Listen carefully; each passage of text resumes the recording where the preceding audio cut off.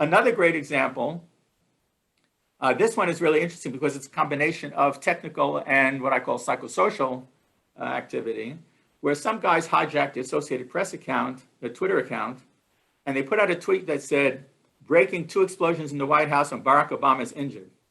This was in 2013.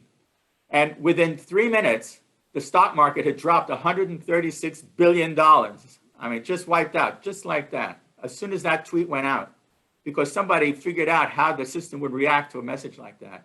Now, 2 minutes later, it went back up. You could see here the picture. So it went back up.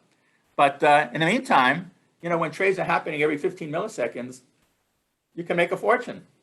I mean, if I was doing this kind of a trick, I could sit back, have all my trades lined up about the market dropping like a bomb, have another line of trades set up about the market going back up, and I would have pressed the button. I would have watched the market drop. I would have executed the first line of trades, and when it came up, I would have executed the second line of trades, and I would have made a fortune.